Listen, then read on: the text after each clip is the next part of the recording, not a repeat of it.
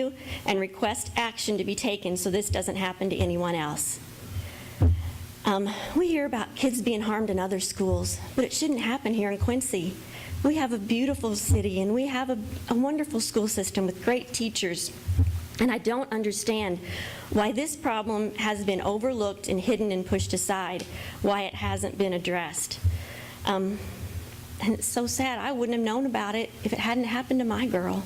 And I don't want it to happen to anybody else. I would have never known that there weren't security cameras in all the hallways, that they were unsafe, and that it's just very hard for me. My daughter, she escaped before great bodily harm was done to her, but she still has that trauma of the attack. She still has the trauma of the way the school handled this event. She is in therapy to work through it. But I ask you to consider even that young man who did this. He also needs help. He also needs counseling.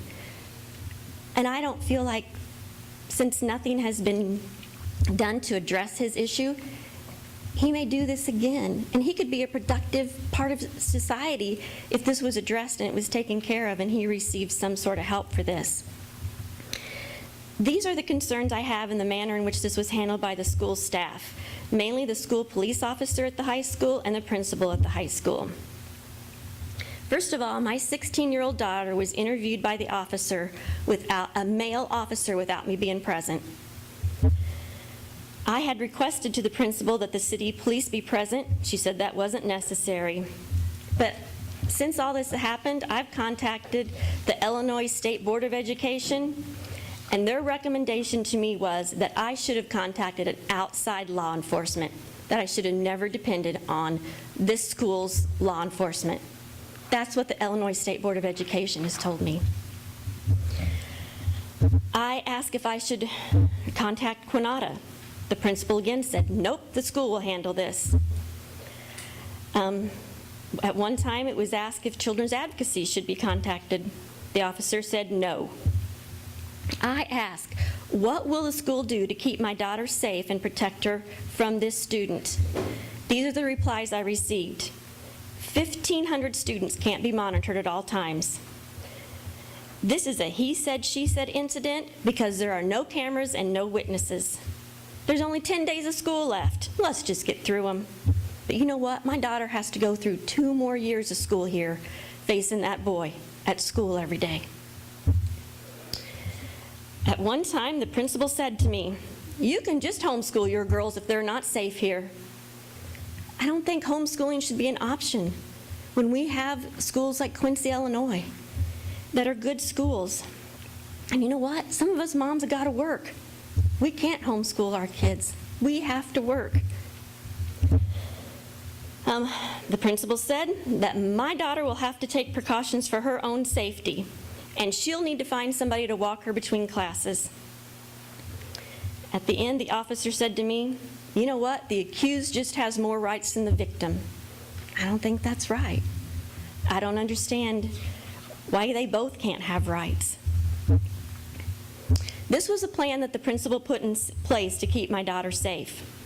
She said, let's change her schedule so she doesn't have any classes with him. Well, my daughter didn't want to do this because she knew that if she changed her schedule, everybody would be asking her, why'd you move classes? Why did you have to do that? She didn't want to be questioned. But she was pressured into doing this because the principal said that the accused could not change his schedule because then he couldn't pass driver's ed. So my daughter was punished. Her classes were changed, but her grades weren't transferred. This caused her to receive a letter in the mail saying that she wasn't eligible to play tennis in the fall. Showed that she was flunking all of her classes because they didn't move her grades when they changed her classes. But this boy, he got to go to sectionals track meet that very weekend. My daughter was told she had to find somebody to walk her in between classes.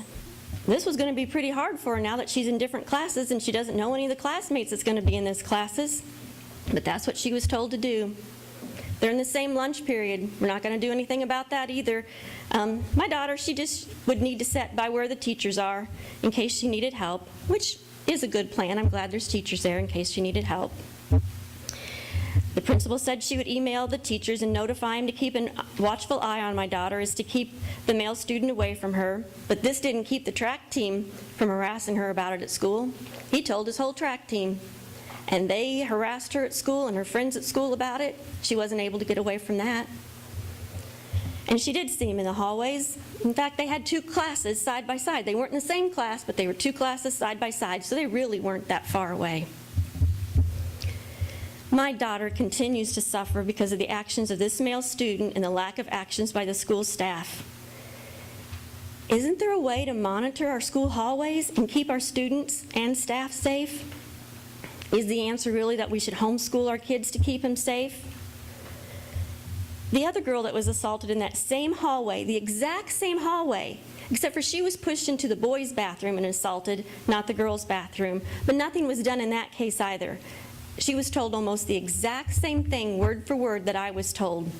It was a he said, she said, there's nothing we can do about it. There aren't any cameras or witnesses. So that's 2 girls that I know of that have been assaulted in that same hallway, and maybe there's more. Do we want this to continue? Do we want there to be bigger things that happen there? What other illegal activities can happen in that hallway? Could there be bombs set off? Could there be shootings? What could happen? Not just to our students, but to our staff too. We don't know because there's nobody in place there. There's nothing to monitor it. And shouldn't every parent know that the girls are unsafe at the hallways? The mom was told of the other student that the girls at the girls at high school should not walk alone but in pairs. Is that the school policy? Is that in the policy handbook? That girls should walk in pairs? Because I looked through the handbook and it's not.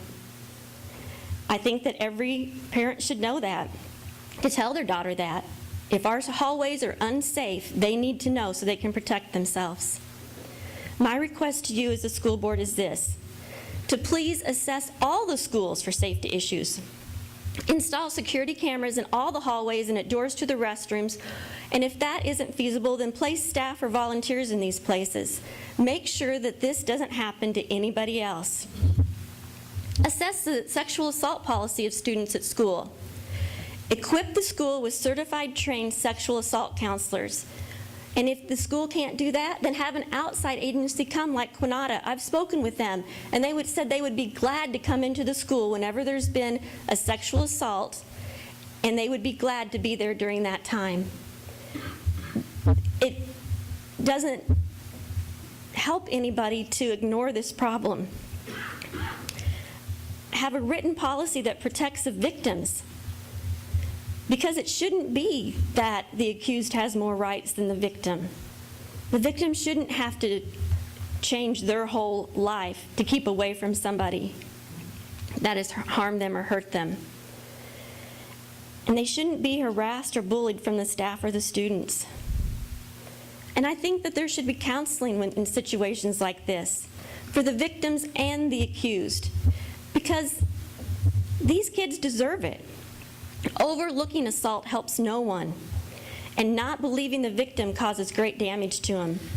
I just ask that you please educate the staff on this.